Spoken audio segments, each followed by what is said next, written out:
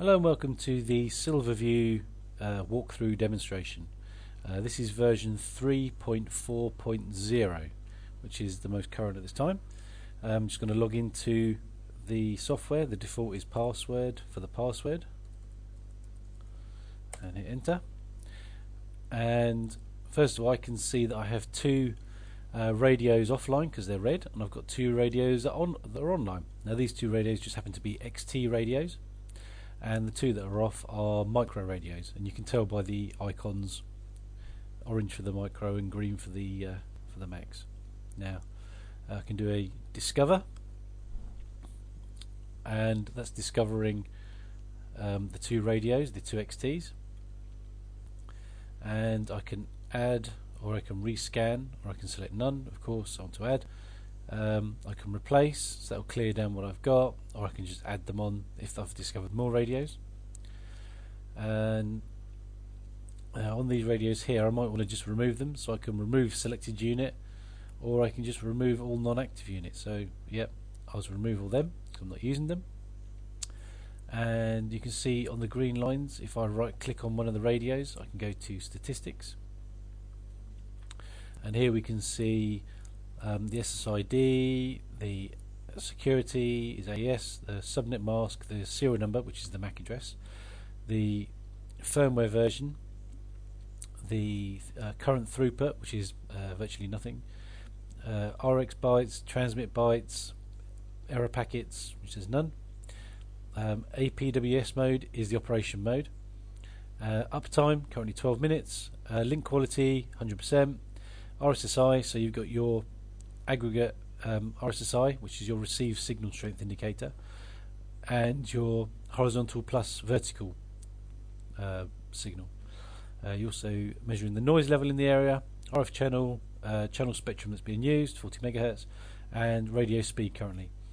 Now the CFG res is the measurement of time it takes for the packet to come from the radio to the SilverView monitoring software. Therefore we can determine which way around the radios are connected. So number one is the local radio connected into this PC. So if I right click on the headers, you can see there's other columns that I can add. Security or serial number, or just untick them to take away. So I turn that one off. I can turn serial number off. Now if I right click, there's a number of things I can do. Remove all non-active units, which would be the red units. Remove selected unit if I wanted to. Set unit to defaults. So if I click on that, then it tells me that this radio will be set back to the default IP address 192.168.168.1. I don't want to do that. Another way to reset to defaults is to go to tools and then type in the MAC address and username and password to send a broadcast out to that MAC address of that device to tell it to reset itself to factory defaults. Now also we have reboot, just to reboot a radio, single-ended throughput test. So I can just do start, and it tells me over the course of 1, 2, 3, 4, 5 that it's telling me that I've got 124 meg of throughput on this quick test. And if I do it on the other end, do that quick test, it's telling me that between through the gigabit switch I'm getting 351 megabit average throughput, which is quite good.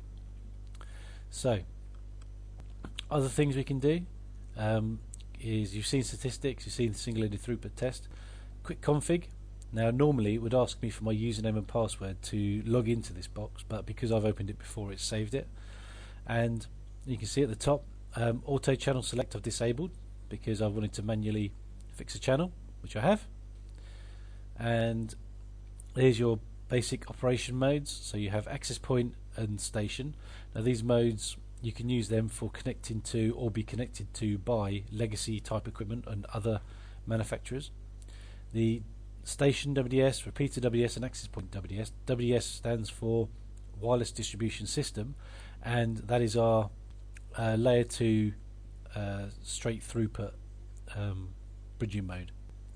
So if you're using these links with video, it's quite imperative that you get your video in and out of the radio link as fast as you can. This is the mode that you need it to be running in. You have hide SSID, which is this is your SSID here. Now in any point-to-point link they need to match at both ends, but you can hide them so you're not broadcasting.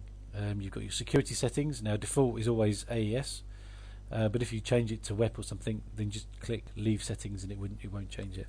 But default passphrase is just SilverNet Wireless. You've also got your set IP address, subnet mask, and unit name. So you want to give it a name like transmitter 1, receiver 1, transmitter 2, receiver 2. That's fine. It just gives you a better idea of where these radios are positioned on your system.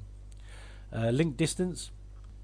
So if you're putting in a link and it's 2,000 meters, then you might want to put it in at say 2,200 meters, just to give it a little bit extra. You have guard interval. In any areas that you've got high interference or high noise level, sorry, then you might want to change that to long. And you, of course, you want to enable outdoor mode unless you want to run the radio just in access point mode for connection. Channel bandwidth. So the radios default come out as on a 2040, so the 40 megahertz channel will be used where it can. So it would check the upper channel and the lower channel and decide whether to go positive or negative, as long as there's no other radio link in the area. 20 megahertz channel, you can turn it down, or 10 megahertz channel, 5 megahertz channel. So basically you can reduce how much RF space you're using for each of your wireless links, but you're going to be losing a bit of throughput for each step down. So for example, 2040 megahertz is 200 and something meg on an XT link, but down at 5 megahertz you're probably looking at about 50 meg throughput. So if I wanted to save that, I could click set config, and that then would broadcast that configuration packet out to the network, which means that your radios don't have to be on subnet. Now down here we have my current IP address, and if I'm running a PC with multiple network connections, I could just change that if I wanted to look on a different part of the network, and then just click refresh. Logging, so I can set up logging, so all the statistics that you've seen can be logged into a login file which will store. You can set a start and stop time, and you can tell it to log every 60 seconds if you want to, and that will just keep logging and logging all those stats to see, you know, if you have a problem on the network or have some sort of intermittent kind of issue, then it's a good way of trying to track it down. You've got open a site. Yeah, so load a site from disk will overwrite current site. Yeah, that's fine. If you wanted to save it, then you can save it, or you can just click open and it'll open. Or you can just save down a site. So I want to save this one down as, I don't know, test 1 or test 2 even. Let's save that down. So when I go to open, I can just then go test 2. Yeah, I want to open that one, and open it, and it will just load it straight in. Easy as that. Now, maps. You can upload a map and then just add your radio to the map, and you see it's drawn a green box around it because it's linked up. I'll go back to list mode. Other tools. So list mode, under view you've got map mode and list mode. Log, we've already seen the logging. Tools, so we've got Silver Test, which I'll show you in a moment, which is the data tester. Change password, which is changing the password for logging into SilverView. Add a device to monitor by ping, so that could be a laptop or another device. Set unit to default, I've already showed you that, find the MAC address. And OnVIF support. So not only does SilverView monitor all of the SilverNet radios, you can also add a number of video codecs, as you can see. So we have all the SilverNet radios, then we've got Bosch, Genetics, generic video server, Sanyo, Vista, Co, another generic, Acti, Indigo, Panasonic, ping test, American Dynamics, Sony, Axis, OnVIF, Pelco. This list is being added to all the time. So that's quite a handy tool, because if you're on site and say you have 100 links and you got 200 video codecs on there, that's quite a lot to fit all on one page. So you can filter down just to see what you need to see. Under the help tab you have the user guide, and about, which shows me what version I'm running, and also we have a remote helper. So this means that if you're an engineer or your engineer is out on site and he gets stuck, then you can just give us a call and we could remote onto his computer, I guess over 3G, and we could configure up the system for him or give him a walkthrough tutorial on what to do to configure the radio link. Down here under Station WDS there's an additional line which is channel scan. So basically this is just doing a discover to see what other radio links are running in the area, and I think we've got some of our mesh radios currently running here, so it might pick those up.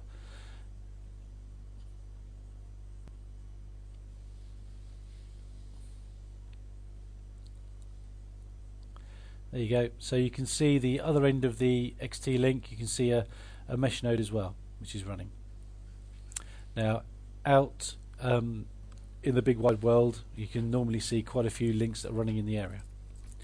Now, on these lines also, you can see your IP address, unit name, the type of unit, what firmware version it's running, operation mode, SSID, current RF channel, channel spectrum width, current throughput, radio transmit rate, so currently that's at 300 megabits, response index, and your RSSI, so this is your received signal strength intensity. So just like you saw already in statistics, you can see your horizontal and vertical, and then also your aggregate, and also you just have a general link quality bar which changes colour. Now, one of the key things of SilverView Pro is the throughput tester. So I click on the throughput tester and I've got a choice. I can test an Artigo or another laptop, so I'll probably go for the Artigo because that's probably a bit more powerful. And I have a choice. I can do a UDP, I can do a multicast data test, so I can choose what type of data I want to send over. So I'm just going to go for TCP for now.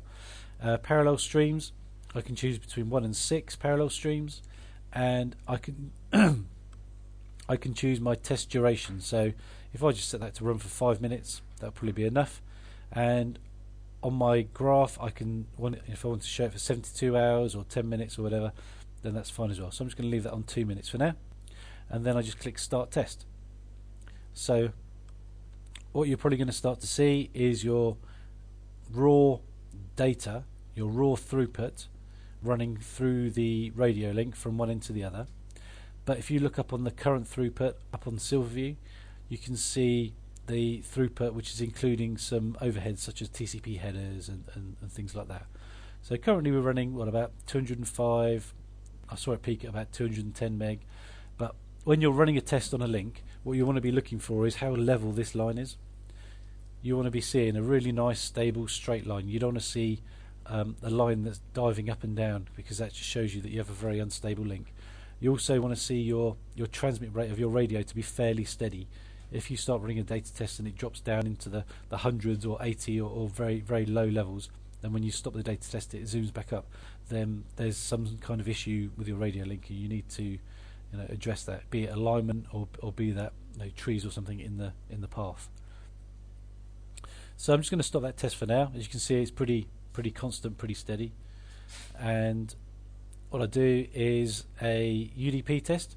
So UDP, I'm going to test how much bandwidth I want to run across. So I don't know, I choose 16 meg. Time to live is the amount of routers you're going to push it across, and how long you want to run it for is 10 seconds. That'll be enough for this test. So the way this works is this software on my laptop that you're watching requests the UDP traffic from the PC at the other end, and then it sends it, and then it measures how much has been lost. So missed packets is 0.0075 on that test. I can start another test. It's only 10 seconds.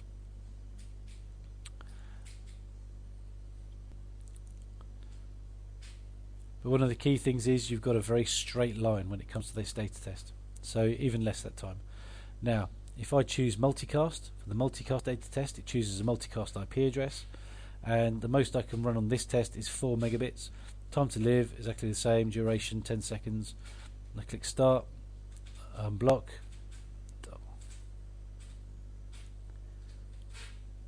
You can see the test is running. I'm pushing 4 megabits of multicast traffic across this link, and I have 0 packet loss. So if you're putting in a system and you just wanted to test your throughput on the link before you start to run your video or your data over it, then this is a handy tool that comes inclusive with the radio link on the USB stick.